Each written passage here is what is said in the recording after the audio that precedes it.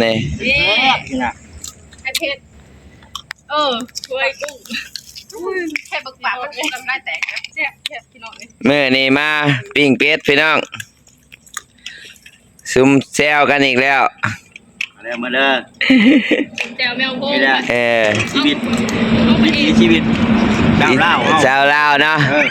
มาพบหน้าพบตากันน้องก็แบบนี้แหละพี่น้องเอ้ยซุ่มลุ่มกันก็บ่ว่าซุ่มลุ่มดอกสร้างสรรค์นี่ในบ่าวน่ะสาวมาเนาะมาสร้างสรรค์กันนะพี่น้องเนาะขาเป็ดกินเป็ดบาดอนชาแนล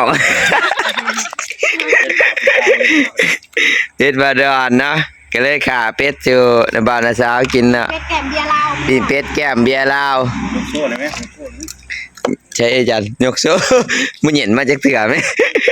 นี่โอ้ล่ะพอแฟตตี้ได้นี่เด้อต่อไปเอาให้ได้เก็ตนะบัดนี้นะพอแฟตตี้ได้นี่วงบุญจันทร์เล็กคอร์ดเอ็นคอร์ดแม่นบ่วงบุญจันทร์เอ็นคอร์ด FC ตั้งให้ FC ตั้งให้ตลอดยกตู้หลายจนเอ็นกอดพี่น้องมั้ยนี่ค้างๆจุ๊ดจะแซ่บจวดเลยบ่เจอพ่อใหญ่จวดให้คักแล้วนี่มากินแล้วแซ่บขนาดแม่นใส่นอนมันสิสุขใจบ้านเฮาเนาะมาเด้อพี่น้องเอ้ยได้สิมาน่ะโอ้ยผ่าดาปีอยู่รอทั้งใต้ด้วยน่ะรอทั้งใต้ด้วยไปเด้อพี่น้องปากเซ่เฮาม่วนให้ได้อยู่สบายอันนี้ก็เคยปากเซ่ได้นี่เนาะมาเด้อเคยปากเซ่นี่พี่น้องอันนี้มาเพิ่นก็ต้อนทั้งนี้เคยจังก็สารวัตรโอ้ครบจุดเลยเด้อนี่เฮาจิมเจ้านี่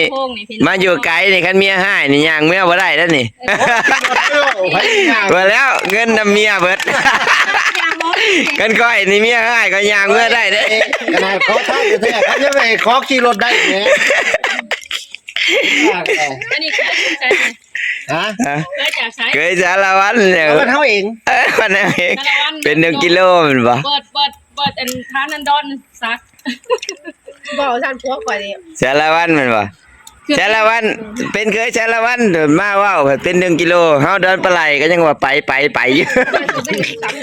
1กิโลดนเด้อยู่สวนดนแหละจบมาพี่น้องกินต้มเป็ดมื้อนี้กินต้มเป็ดปิ้งเป็ดเคยเยอรมันลังนึงเด้อขาเป็นให้พ่อ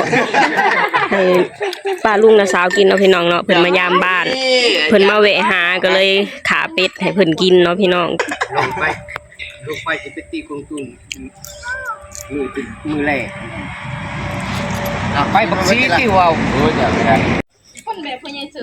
มาแซ่บก็ไปได้เพื่อนแซ่บกินปิ้งเป็ดมื้อนี้เพิ่นเลี้ยงตัว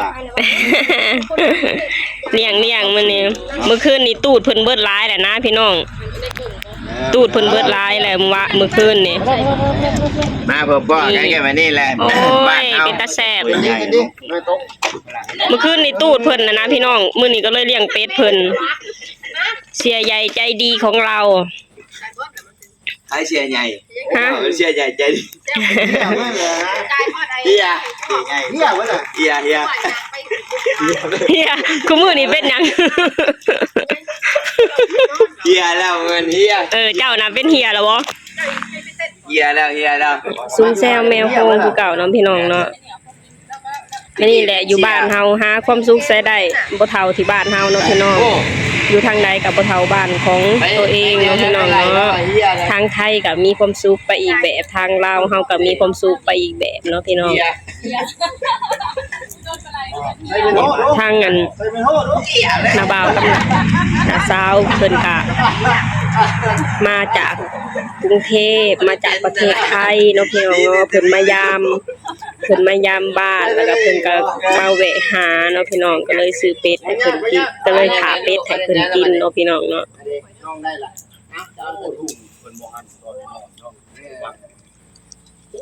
นี่เป็ดยังบ่ตายเป็ดยังบ่ตายเพราะว่าจังอยู่นำกันได้เนาะซะปิ้งงูอยู่ใช้ก็แล้วแต่ต้องไปกิ้งลง กันบ่กิ้งแล้วบ่แซ่บนะ ใช้ตัวเลือดเอาลงมาในนี่มาเห็ดนี่ บ่บังเอาเลือดมาซะคันบ่ปิ้งบ่แม่นคันบ่กิ้งบ่แม่นอาจารย์เด้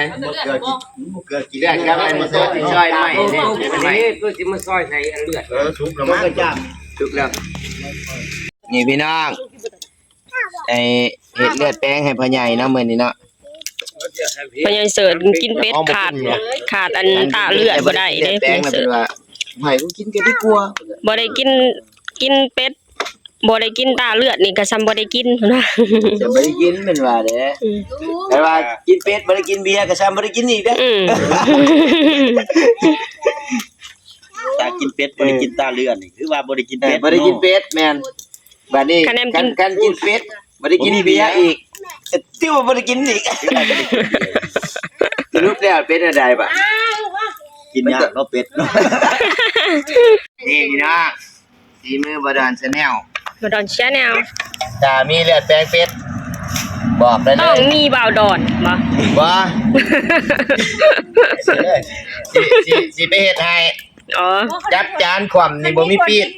มันบ่มีหยัง เสริมพร้อมเสริมหลายๆก็ บ่ อันนี้บ่กล้า ในถ้วยบ่มีหยังนี่เสร็จเรียบร้อยแล้วพี่น้อง ลุงพลังเพิ่นก็งงเนาะว่า เอาเดียวเบิด เขากินไปได้จังใดล่ะมั้ง เอาเดียวเบิดเดี๋ยวนี่ ลุงพลังสิงงว่าเขากินไปได้จังใด โอ้ยโอเคอย่าโอ้ยดอกบัวแต่มันสิหอมใช่มั้ยเดี๋ยวเพราะว่าเฮาบ่ได้ตัวดินมื้อนี้ซื้อบ่ทันเนาะ ตกถั่วดินพร้อมเสริมหลายๆแบบ นี่เบิ่เลยไปหอมซั่นน่ะเอาว่าหอมไปแล้ว เอามามันคือตัวเหรอพักอะไรนะพักพักคือตก เอาเขาเฒ่าเปิดงานก่อนเลยเด้อ ข้าวทองเด็กข้าว เลือดไปกินมันบ่ได้กิน กิน พูดให้ลุงนั่งกินปึ๊บ เมื่อนอนของให้นั่นบ่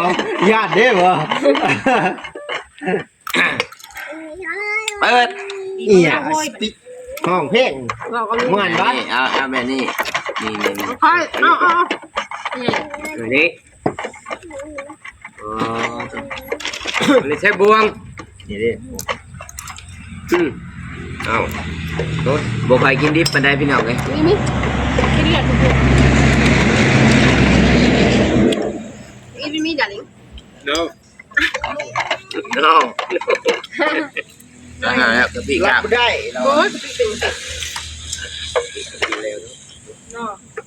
อยากกินบ่นี่ เด้อกินบ่เด้อ ถ้ามันอยู่จังเด็ก เลือดเด้ ถ้ามันนูเงือดเลยจัง บ่มีเลือดเด้เลือดน้ำเนาะ Facebook สิบ่แบนจะบ่เลือดนะพี่น้อง แม่นเนาะคะแนนบอย เห็นตอนขา เขากินดิบ กินปิ้งเป็ดมื้อนี้เนาะอันนี้กินซอมกระป๋องก็คำขวัญซื่อๆนี่เฮ็ดไปเฮ็ดมาแล้วห่วย เบิดอาหลาดพี่น้อง ไม่ให้เฮาหลายครั้งเพิ่นไว้แล้ว แทบ ของจ้ะจอแล้วก็ชื่อว่าได้เอาไว้คืนเอาค้างไว้นะก็เพื่อนเราไงนอนน้อยห้อง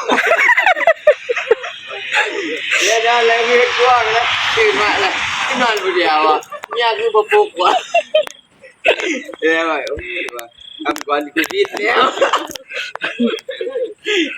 ไม่ได้ว่าเปลี่ยนใหม่ก่อนอีหลีน่ะ เด็กทำก่อนผิดแล้วอ่ะเอาไปเตะ มาลูกมา มันจะต้มน้ำกับน้ำเย็น อย่ามาเน่า แล้ว ไปเน่าได้แล้วอยู่เพื่อนเขาเนาะ แล้วเซเว่น ปัญหาว่าสิเอารถขึ้นได้บ่นี่แหละ ไปไปอยู่กันนะ